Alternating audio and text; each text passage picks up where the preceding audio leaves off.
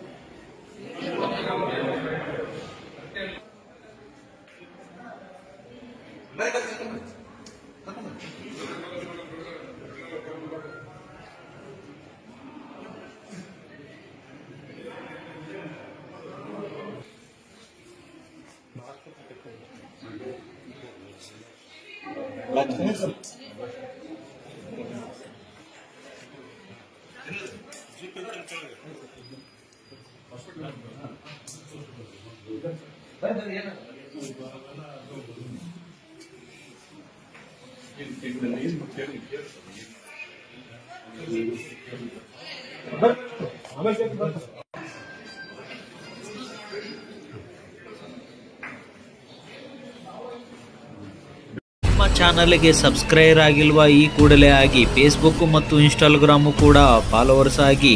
ನೀವು ಇರುವ ಸ್ಥಳದಲ್ಲಿ ಭ್ರಷ್ಟಾಚಾರ ನಡೆದರೆ NK ನ್ಯೂಸ್ಗೆ ಜಾಹೀರಾತಿಗಾಗಿ ಸಂಪರ್ಕಿಸಿರಿ.